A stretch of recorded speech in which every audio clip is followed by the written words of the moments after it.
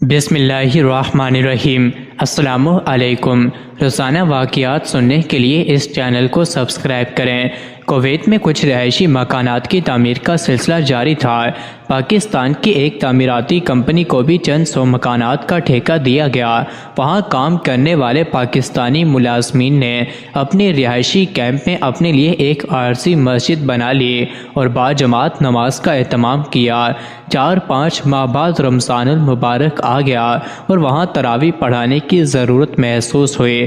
وہاں ان پاکستانیوں کے ساتھ ایک پاکستانی حافظ قرآن بھی موجود تھا، مگر وہاں قانون کے مطابق تراویح پڑھانے والے حافظ صاحب حکومت سے طلب کیے جاتے ہیں۔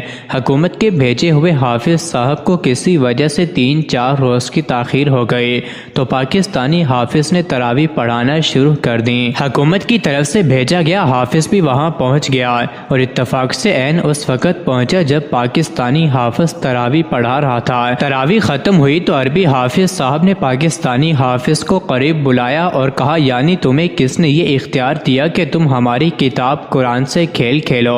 کیا تم اسے ایک ہی رات میں ختم کرنا چاہتے تھے؟ پاکستانی حافظ صاحب حیران و پریشان ہو کر ادھر ادھر تکنے لگا۔ ایک پاکستانی جو تھوڑی بہت عربی جانتا تھا پاس آیا اور اس نے ترجمہ کر کے پاکستانی حافظ کو بتایا کہ عربی حافظ کیا پوچھ رہا ہے۔ پاکستانی حافظ نے جواب دیا، میں نے کون سی غلطی کر دی؟ عربی حافظ جواب میں بولا، کیا تم لوگ قرآن کو اس طرح پڑھتے ہو جیسے موٹر سائیکل کی پھٹ پھٹ پھٹ پھٹ؟ اور مجھے ذرا یہ تو بتاؤ کہ تم کو تو میری زبان سمجھ نہیں آ رہی اور تم نے قرآن کیسے یاد کر لیا؟ بولو، کیا تم نے قرآن میں قرآن پڑھنے کے اصول نہیں دیکھے کہ قرآن کیسے پڑھا جاتا ہے؟ کیا تم نے یہ آیت نہیں پڑھی کہ ہم نے قرآن کو وقتاً فوقتاً اس لیے اتارا کہ تم مہلت کے ساتھ اسے لوگوں کو پڑھ کر سناؤ اور اس کا مطلب انہیں ذہن نشین کراؤ؟ اور پھر ایک اور آیت نہیں دیکھی تم نے، وَرَتِّلِ الْقُرْآنَ تَرْتِیلًا، اور قرآن کو خوب ٹھہر ٹھہر کر پڑھو؟ پھر تم کیسے اس طرح بھاگم بھاگ چلے جا رہے ہو؟ تم نے قرآن کو مقتدیوں کو ذہن نشی تو کرایا ہی نہیں، تم تو اسے ایک رات میں ختم کرنے پر تلے ہوئے نظر آئے۔ پاکستانی حافظ صاحب نے ٹوٹی پھوٹی عربی میں کہا کہ قسم ہے یا شیخ، میں کچھ نہیں سمجھا کہ آپ کیا کہہ رہے ہو۔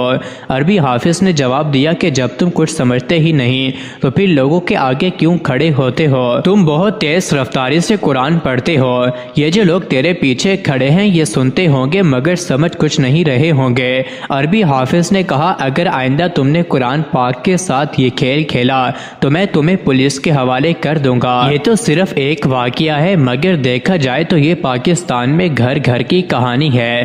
عہد رسالت میں جب قرآن پڑھا جاتا تھا تو سننے والے کی کیا کیفیت ہوتی تھی۔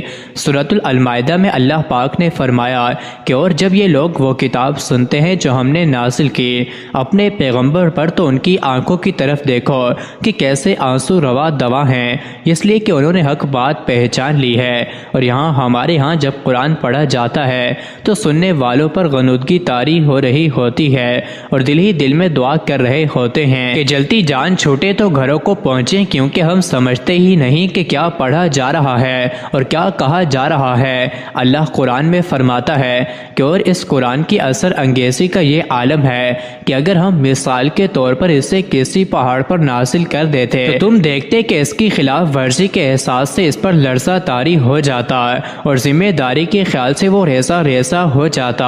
اس قسم کی مثالیں اس لیے دی گئی ہیں کہ لوگ سمجھیں، عقل و فکر سے کام لیں اور سوچیں کہ قرآن کن کن عظمتوں کا مالک ہے۔ مزید ایسے ہی ویڈیوز کے لیے چینل کو ضرور سبسکرائب کریں۔